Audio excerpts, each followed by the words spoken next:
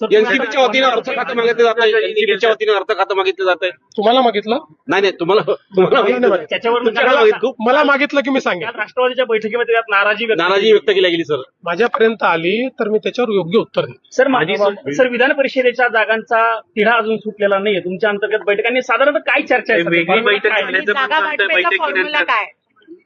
मी काल सांगितलं, पुन्हा सांगतो, उद्या पुन्हा विचारू नका. आमचं जवळपास अग्रीमेंट झालेलं आहे. फक्त शिवसेनेसोबत नाशिक आणि संभाजीनगरपैकी एक जागा आम्हाला मिळाली पाहिजे असा आमचा आग्रह आहे. आणि एनसीपीने आम्हाला पुण्याची जागा मागितलेली आहे.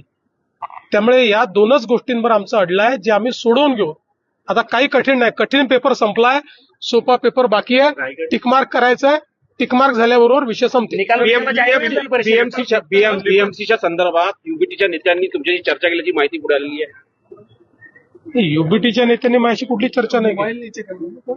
सर विधान परिषदेचा निकाल म्हणजे विधान परिषद जागा वाटप उद्यापर्यंत जाहीर होईल किंवा कोण कुठलंही लढतंय हे उद्या स्पष्ट होईल असं म्हणायचं? उद्या विधान परिषदेच्या कुठली जागा कोण लढतंय हे उद्यापर्यंत निश्चित होईल. एवढा लवकर कशा करता? एवढी घाई का करता तुम्ही? असं विधान परिषदेमध्ये इतक्या आधी होतात का गोष्टी? वेळेवर होतात सगळ्या गोष्टी. सर हे सांगितलं जातं भाजप कोणत्या सीट्सवर आग्रह आहे, तसेच शिवसेना पण कोणत्या सीट्सवर ते सगळं झालेलं आहे. मी सांगितलं. आता तुम्हाला तुम्ही किती फिरून फिरून प्रश्न विचारले तरी दोनच जागांवरचा विषय आहे जो आम्ही सोडू. दिल्लीत या संदर्भात कुठलीही बैठक नाही. याची बैठक मुंबईतच होईल. मुंबईतच विषय सोडून टाकू. विधान परिषदेच्या संदर्भात खूप चर्चा सुरू आहेत. तर आपल्या पक्षाची भूमिका काय? माहिती म्हणून तुम्ही निवडणूक लढवताय.